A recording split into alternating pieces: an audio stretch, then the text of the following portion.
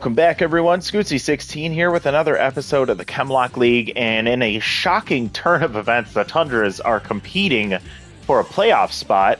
It's going to be a tough road ahead with only 2 games left, and both against division rivals who are ahead of them in the divisional race. However, we just made some reinforcement moves. We won the 5 of the last 6 games, 11-4 over the Cutters, 5-1 over the Foresters, 10-6 over the Foresters. We lost against the Burners 8-6. We ended up winning against the Heaters 7-5, and then a win in the second game of the doubleheader against the Chompers 8-7. So we are in a good spot, and we have to face off against the Rakers and the Chompers to end the season. But we just made some big moves. The first of which being bringing back Gabriella Potter. We brought her in at the beginning of in the last offseason to be our ace, and she did not perform like one, so we let her go. We ended up bringing her back to replace Leonardo Owens, who was scheduled to start this game and will not. He did not have a great year for us, and I'm excited to see if Gabriella can actually pull through for us. We also brought in Caden Success. He was an all-star for the Nemesis last year, and he will be pitching in the last game of the year. He'll have Tier 3 K Collector, which I'm very excited about. That replaces Jefferson Larson, who was a big failure for us this year. And our last corresponding move, which was necessary in order to keep our chemistry correct, was to get rid of Brock Rossi, who I don't love doing because I think he pitched okay, but he wasn't great. I missed that rally stopper trait. We brought in Josue Kelly, who is a much better pitcher than Rossi in attributes alone, but has Tier 3 walk prone. So the goal is to avoid getting into a three ball situation. Let's see if that happens when he does come in to pitch. I'd love it if both Potter and Success can get complete game shutouts, and we can end up winning the division. Let's see what happens in this next matchup against the Rakers. Oh, actually, before we do that, I forgot to check at the end of the last game. Red Hot Zeke Price, who has 5 home runs in his last 4 games and is on a 4-game home run streak. I want to see, he bumped up into the top 10 last time, and then he did even better in this last game against the Cutters. So I'm curious, between him and both Jacques Dennis, both sitting in the top 10 before that last game against the Cutters, Zeke Price jumps all the way up to number 4, and he is now only behind Trevor Schmidt for the MVP on the offensive side of things. Jacques Dennis sitting in number 6. He is sneaking up there. That's a really amazing to see. And Price is sitting at tied for second in home runs behind Sexton, who has 6. Price has 5. Let's see if that home run streak can continue in this next game against Lane Ingram, the former All-Star of the Rakers. I set the lineup last time, made some interesting moves. We brought in Norner West to play second base. We have Dennis back in the DH spot. We have Kramer back in the lineup leading things off. Harrington bumps down to 2 again, and Price at number 3, who's on fire. Let's get out to the ballpark. Heading to Stade Royale against the Rakers, who we split the doubleheader against earlier this season. Really hopeful that we can get another win here and win not only the season series against them, but put ourselves in a position to take the division. The Rakers are actually leading the division with an 8-4 record. The Chompers are at 8-5, and we're sitting at 7-7. So let's see what we can do. Number 11, Jackson Pugh. First batter for the Rakers will be Jackson Pugh. Second baseman is locked in, batting .212 with 1 home run on the season.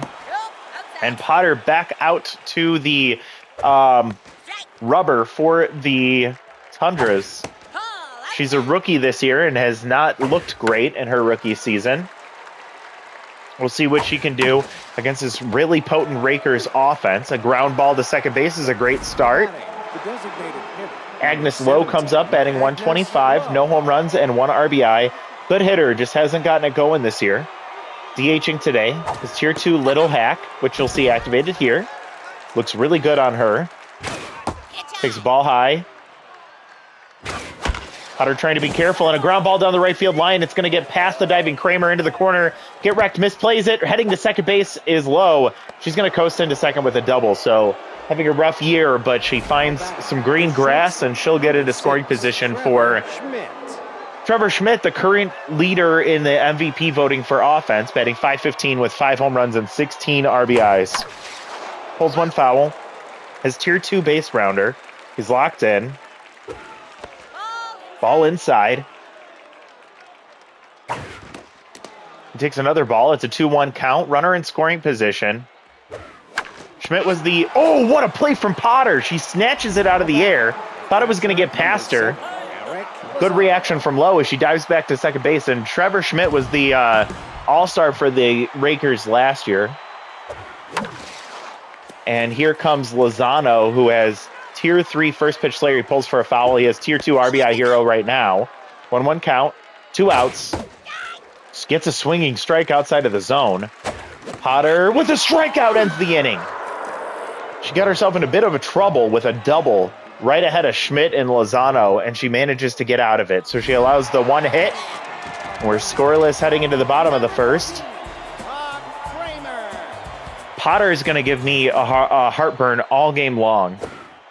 By the way, I forgot to fix the letters on the back of the Rakers jerseys. Kramer, who sat out the last game, grounds out to Schmidt to lead off this ball game. Harrington has come on a bit as of late. Average still at .318, which isn't ideal, but it's fine. She gets a base hit here into center field, and we'll have a runner aboard. Rena Marin gets it in quickly, and we have a runner on first with 1 out for Zeke Price. He has homered in the last 4 straight games.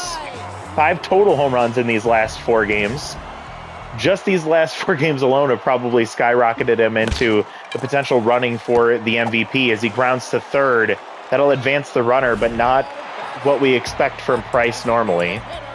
We have a runner in scoring position for Jacques Dennis, batting .475 with 4 home runs and 13 RBIs. He's sitting in the MVP, or in the top 10 as well. Takes a first pitch strike. Ingram misses outside. 1-1. Dennis takes strike 2. That was the curveball. And a slider tails away, and he makes contact, stays alive. 1-2. Fastball down the middle. He pops foul. Come on, Jacques. Fastball high, and he fouls it off. Still 1-2. Slider pulled foul. We'll do it once again. Ball misses. Good eye from Dennis there. Not chasing low. There's a curveball, and he fouls it off. He was well ahead of that one. Slider tails away, and it's full count with 2 outs. Dennis will line one down the left field line, and it's going to tail just foul. Just on the other side of the line. We'll do it again. Good hit from Dennis. We'll see if he can get it. This time he walks, so it'll put 2 on. Ingram misses. It's going to activate Rally Stopper, but Bauer comes up batting .387 with 3 home runs and 6 RBIs. Ingram with tier 2 Rally Stopper here. Bauer sends one deep left field, carrying. It's got a chance. That's out of here. Into the bleachers in left center field, and Bauer hits his 4th home run of the year in a big spot, going .423. That's a 3-run homer to give the Tundras the lead in the bottom of the first. Big spot there. I almost, for a second, regretted having Bauer before Norner West there.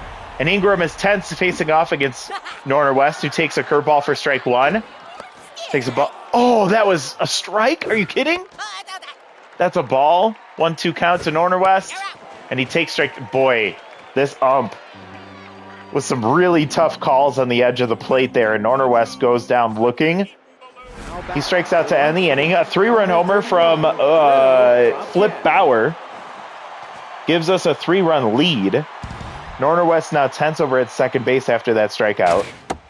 And Drew Dropkin, somebody we were thinking about bringing in last year, will come up to the plate. He has had a decent year, .343 average with 2 home runs and 3 RBIs, tier 2 high pitch.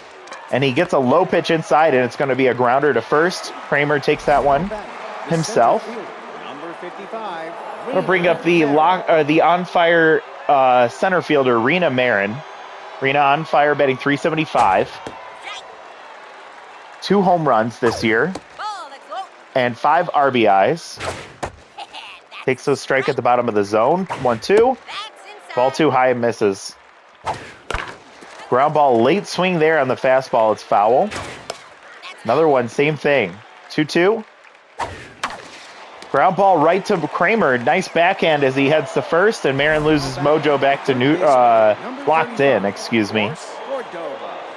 And Cordova will come up, batting 185 this year. No home runs, 3 RBIs. Tier 2 off-speed hitter.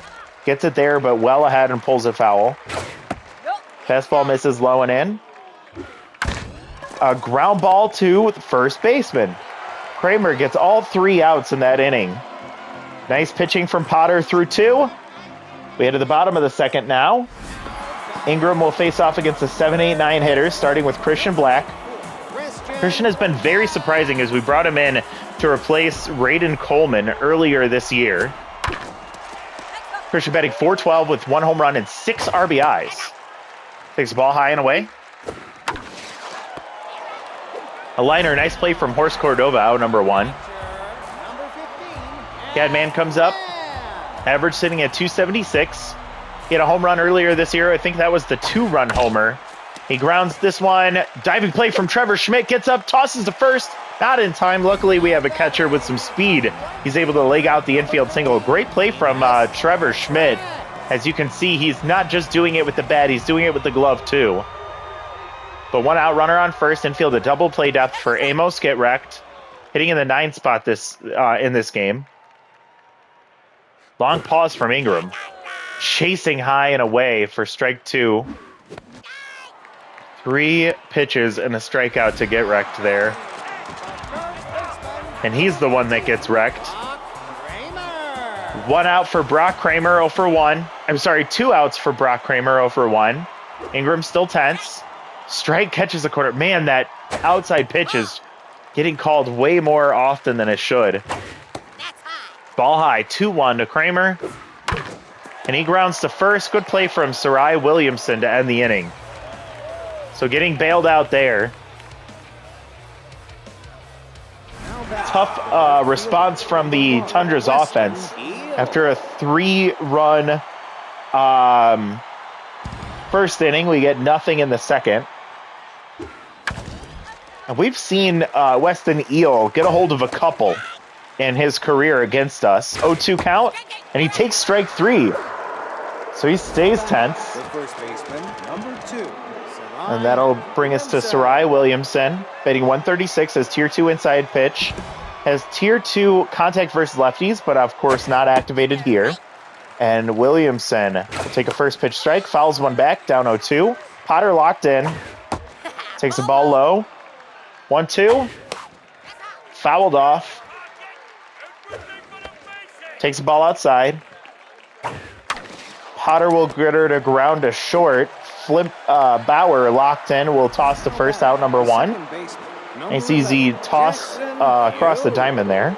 And we move to the top of the lineup. Jackson Pugh 0 for 2, 0 for 1. So hopefully we can make it 0 for 2. First pitch foul. And a ground ball to second should make it quick and easy for Gabriella Potter. A 1-2-3 inning in the third. We head to the bottom of the inning. And Harrington will come up 1 for 1 with a single. Average now up to 333. And a ball outside. A grounder slowly to short. A third should be easy for Cordova. And it is. That's out number 2. Out number 1. I cannot keep track of outs. Price comes up, still on fire. Rounded out to third last time. Takes a strike. Ball inside. Grounded down the third base line, and it's just foul. We'll do it again. 1-2. Ball high. Ball low. Full count for Price. And he grounds hard to second base, but easy play for Pugh. That's out number 2. That's frustrating. Hasn't been able to get anything going against Ingram.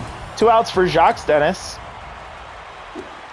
He had a base hit? No, he worked a walk in his last at-bat, I believe. Ball inside. 2-0 to Dennis. Ooh, he geared up for that one, but whiffs past it. Takes a strike. It's 2-2, 2 outs. Dennis takes ball 3, just misses. Full count. And we got a hold of that one, but pulls it foul, well out of play. We'll do it again.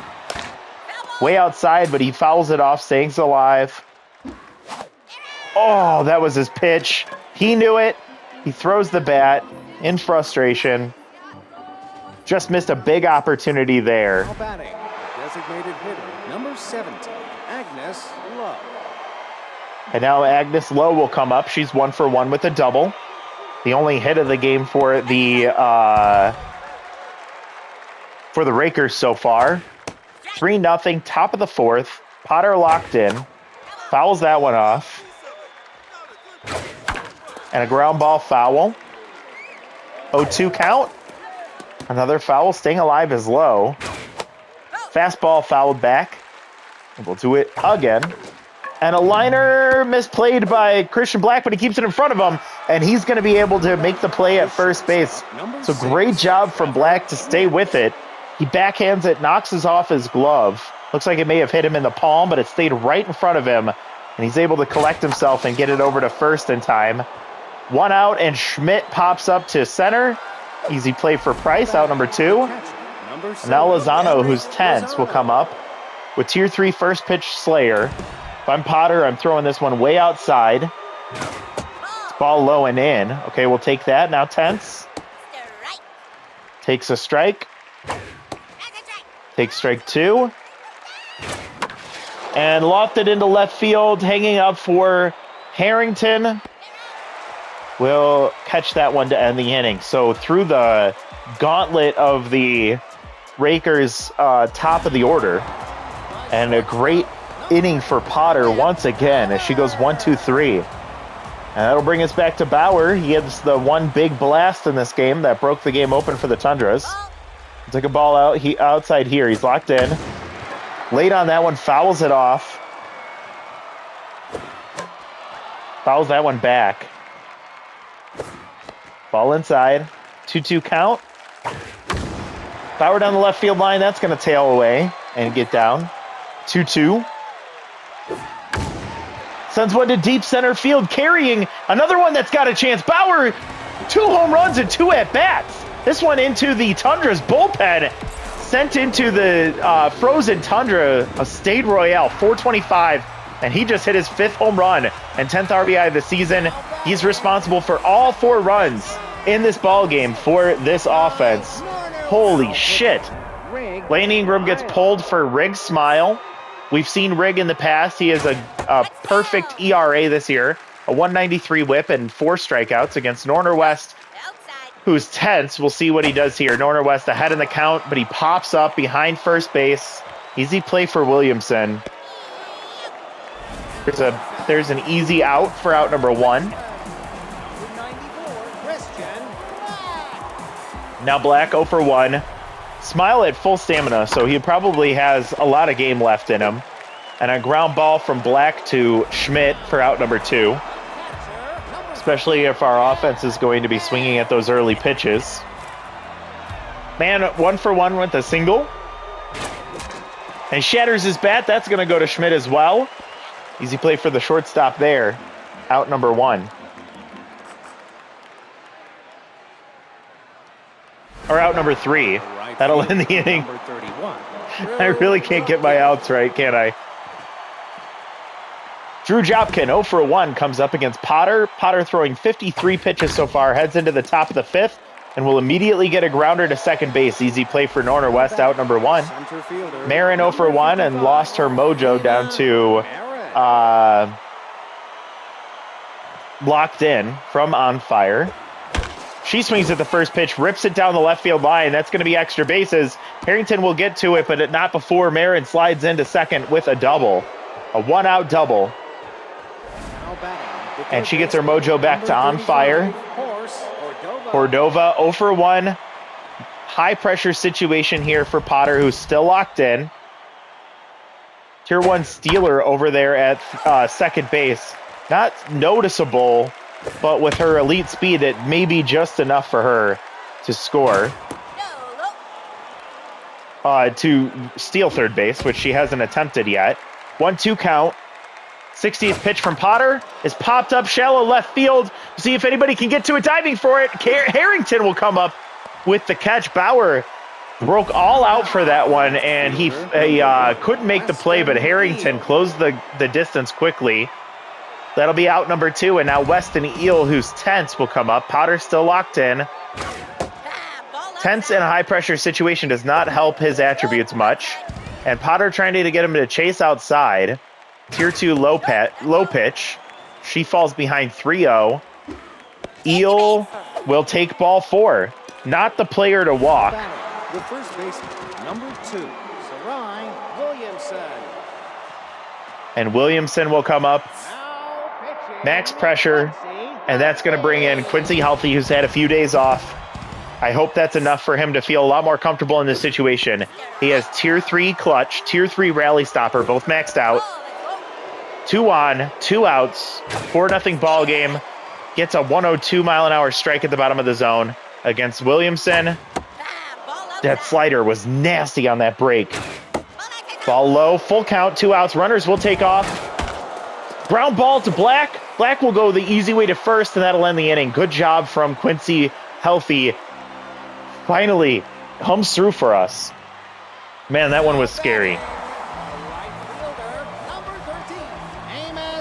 So we're going to go 9-1-2 here in the bottom of the 5th, trying to get some insurance here. A slow grounder to first. It's going to be a tough play for Williamson. Has to go to Smile, who turned around and made the play as he was stepping on the bag. That'll be out number 1. Get Wrecked goes tense, and Kramer will come up. He's 0 for 2 today. Riggs Smile pitching well since he came in to replace Ingram. 2-0 count to Kramer. He'll lace one into right field. Base hit over the diving glove of Sarai Williamson. Harrington comes up 1 for 2 today. Would love to see some pop out of her bat here.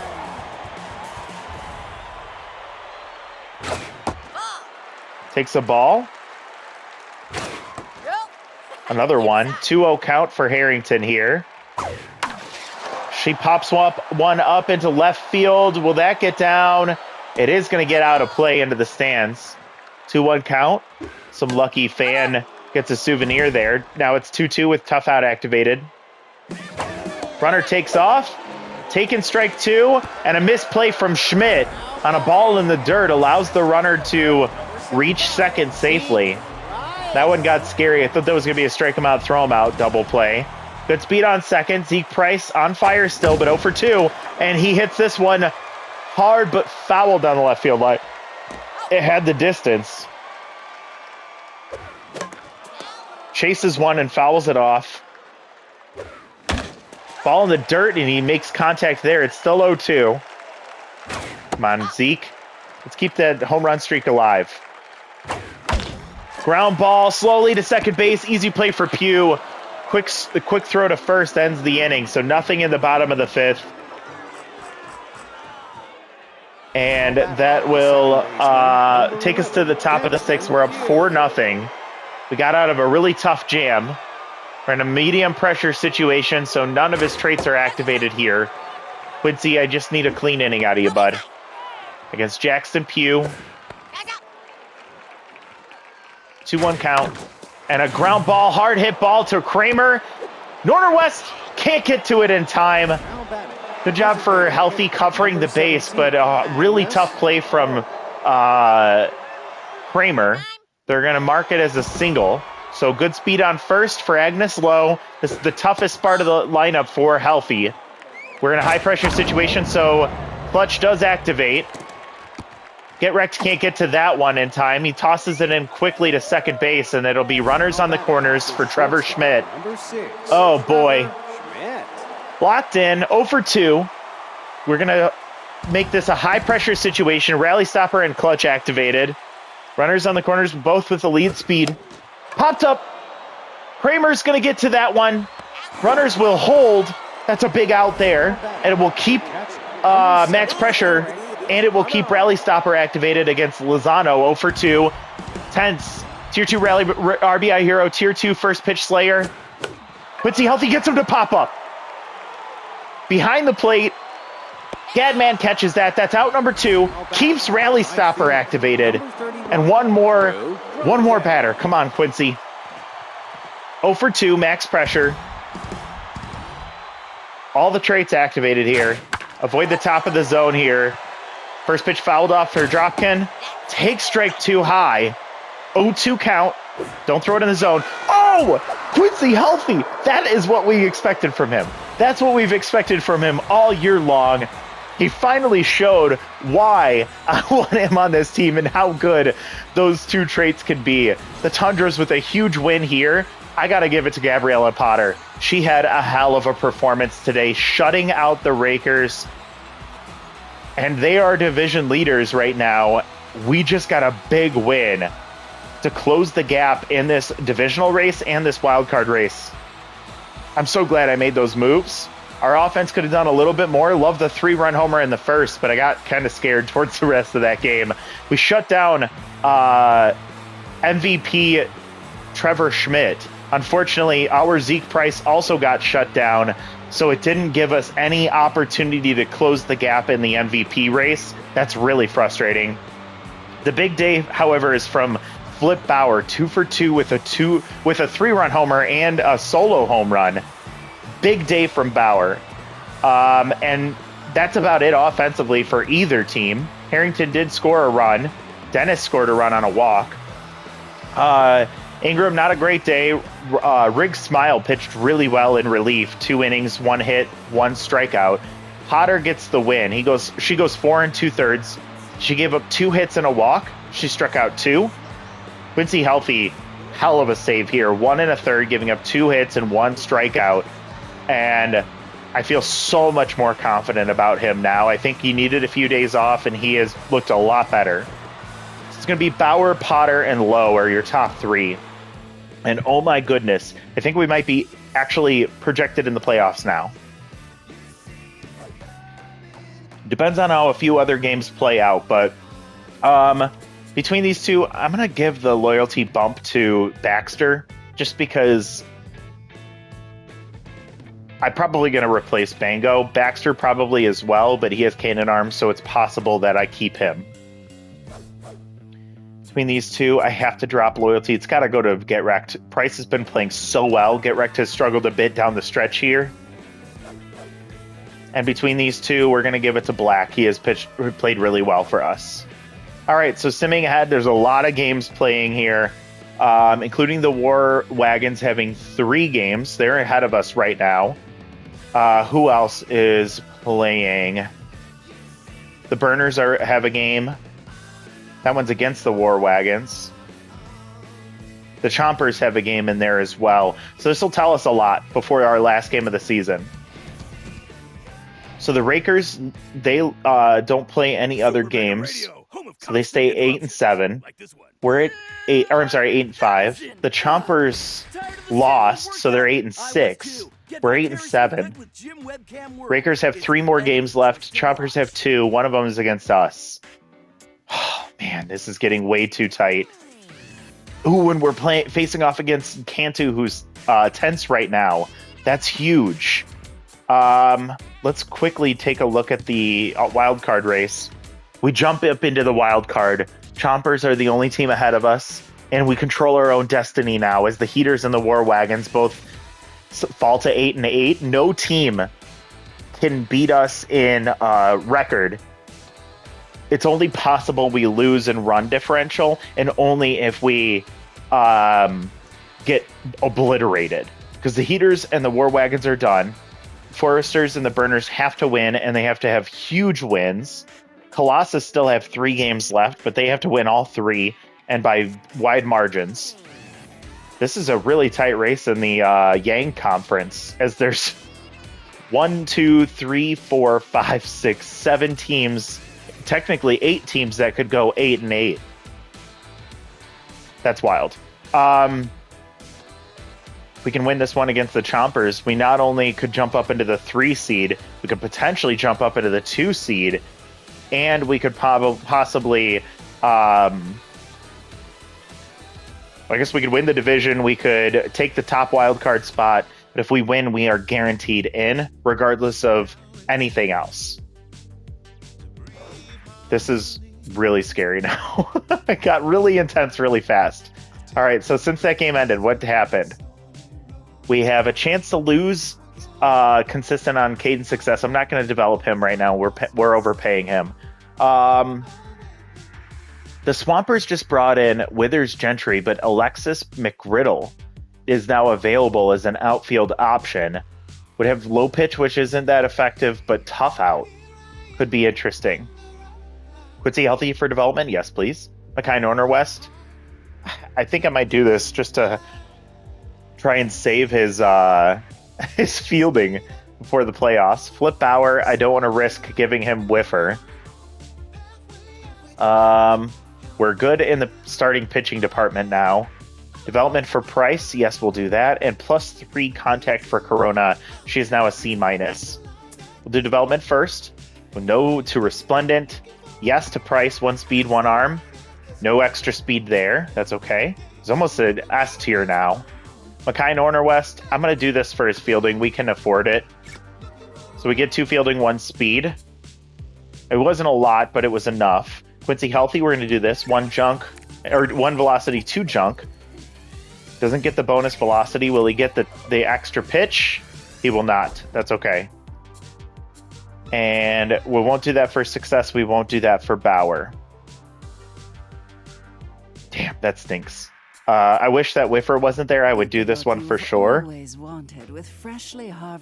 Or if it was a good trade instead. We haven't gotten a lot of good trade options, except for the one for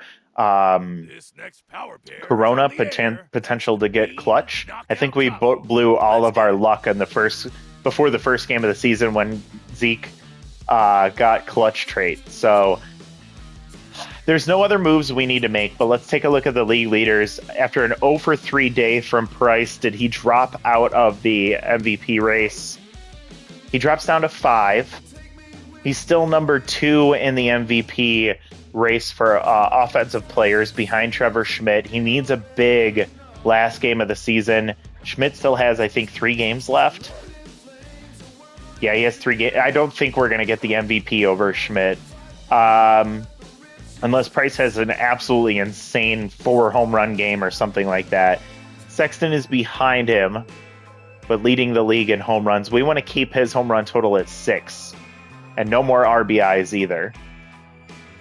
It's going to be a lot of marbles on the table for this last game against the Chompers. Let's set the lineup before we finish up. And this is going to be a tough decision to make. Actually, I want to check on that player that just got dropped. Where is he at? He had tough out.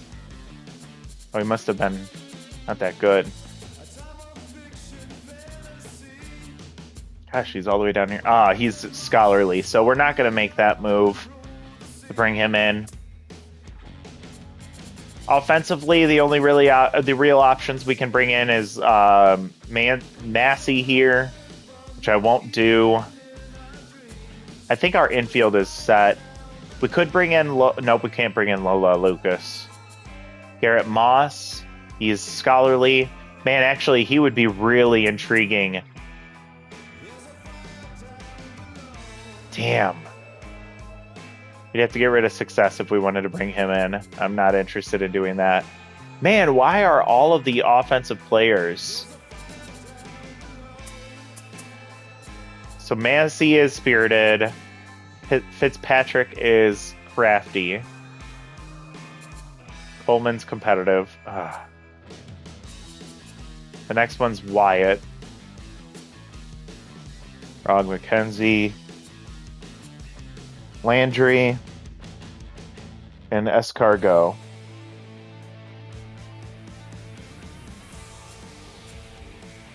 Yeah, we get into like the not so good players here as we get farther down. Why are there so many scholarly and disciplined players in the free agent pool? It's such a tease. We could bring in Gusto Brock. But I think this runs into the situation we've been running into. We brought him in for like Pex Patel. Then we need to make a crafty player brought in to replace a spirited player. We keep doing this. If we bring him in to replace Anaya Corona, then we need to bring in a competitive to replace the spirited player. I don't think we get rid of Get Wrecked despite his struggles lately, because I think in the playoffs he's going to be really good with his tier 3 clutch, even if we're sitting him on the bench. I wish there was another like right field option that we could bring in Squishy Dixon. I guess we could bring in Squishy Dixon for Corona. I don't think Corona is going to really get much of an opportunity in the playoffs, or I don't think we want her to. I think Dixon is fine. The contact is really scaring me there, especially since Get Wrecked is even lower. Dixon has no traits. Oh, man. If we were to bring in... Ooh, we could look at this. Okay, so if we were to bring in Dixon to replace Patel... Although I like Patel as a good late inning defensive replacement, which our team hasn't done. If we were to do this, we could replace Mango with maybe a crafty pitcher. Let's see if there's any good crafty pitchers.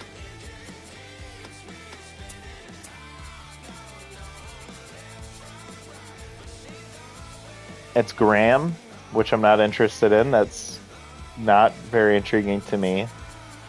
And there's another long reliever, which I'm not interested in either. Yeah. So that's not viable.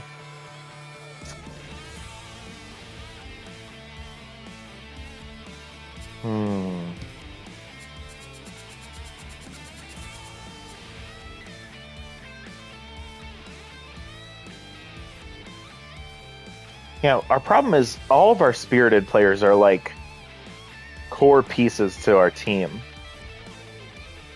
Except for Black, but I feel so much more confident with him at third base versus Coleman at third base. And Dennis has been a great hitter. He's in the top 10 right now. Norner West, the RBI hero, can do better.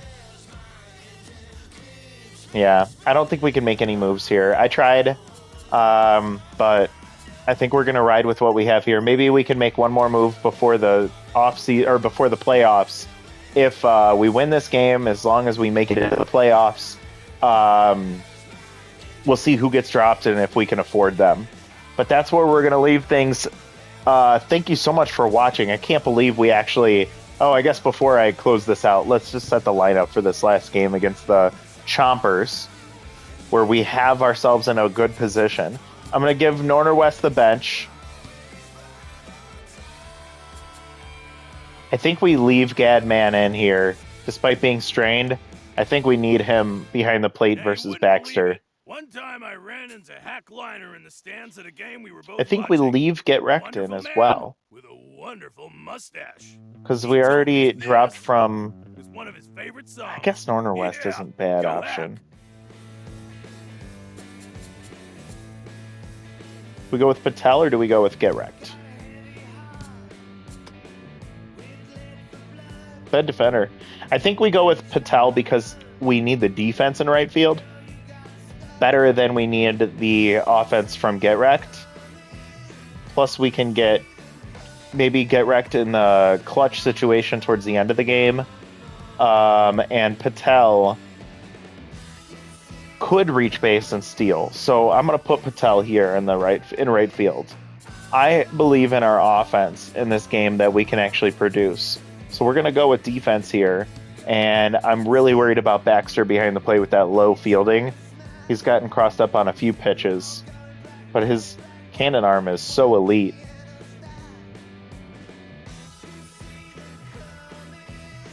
They might replace Man at some point in this game anyways, but it's the last game of the season. It's going to reset the fitness level of Man after this game anyways, so we're going to go for it.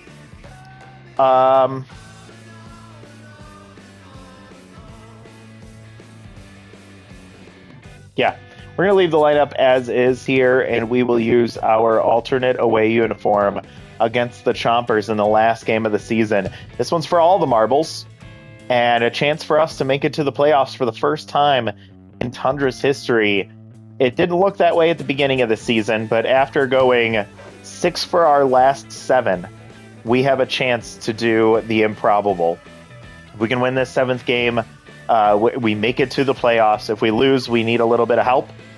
And we hopefully don't lose by too much, and I think we can still get it. But the Chompers, team we're going to have to face off in the playoffs more likely, so I do not want to lose this one. We have a good pitching matchup to face off against as well. So thank you so much for watching. If you enjoyed the video, please like it. If you enjoy the content, please subscribe to the channel for more, and so you don't miss out on future videos, especially this next one coming out. And if you don't mind, please let me know down below. Do you like the moves we made? Do you think we can make it to the playoffs? How far do you think we can make it in the playoffs? And do you think Zeke Price will be able to become the MVP? Do you think he can overcome Trevor Schmidt with his 3 games to our 1 game left? We'll see you next time out. Thank you so much for watching. Hope you have a wonderful rest of your day, and we'll see you next time.